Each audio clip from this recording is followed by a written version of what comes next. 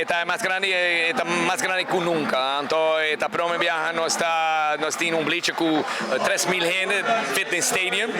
Então, ja, toen tiki crazy zie. Então, nós temos bleacher full novo. Aqui, então, que como nós temos companhia de para de ITF eigenlijk. Então, dan faz live streaming para rondom mundo. Então, a plataforma da hopi mais grande. Nós também com 6 câmeras, então está full production. Então, sai da hobby exciting. E também nós temos uma app. E via a app, tudo custa digital. Então, a gente que participar, não pode ver na app.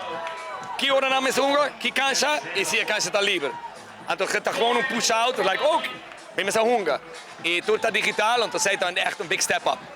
Bushiri Beach, full one quieto, agora aqui em ambiente. Sim, correto. De caia da Babia, não caia da Babia. The Beach Tennis Beach. Bushiri Beach Tennis Beach, sim, correto. Pero o governo está ajudando-nos, hopi bom a trove, com o way, com o dep, não está full limpo para nós, e nós podemos fazer setup, toda a comunicação, a collaboration, tudo que está bem. Hopi perfeito. Então nós estamos super contentes com todo o departamento, que trabalham junto para fazer o evento possível. Nós temos 1.200 participantes, então nós estamos back com o level pre-Covid. Já vieram também iniciar na parte full oficial, qual é a parte de ITF mesmo. O que é o sentimento de você? Bota corda bom. Está 8 dias. Por exemplo, a noite nós temos tie break up. Também é warming up. Nós temos $3.000 prize money, então para o pros também hunga. Pero não está torneio oficial. Amanhã, singles está começar. Fun, intermediate, advanced, pro level. Tudo level não por hunga. Pero sei não está ITF. Já não são, mixed. Tudo levels está hunga. Já webs, team cup. Faz team. A trove tem chance. Fun, intermediate, advanced, pro. A noite, then pros, Nations Cup.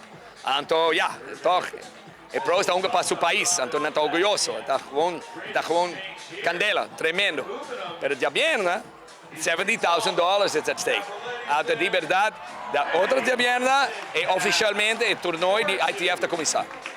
Seguro, boa invitação para o povo de Aruba, para sobre a entrada está completamente grátis e para chegar e para banhar no estádio aqui. Sim, correto. Sim, nunca vai beach tennis e não está beach tennis só, está sport e entertainment. Então, bem gosta, a entrada está completamente grátis.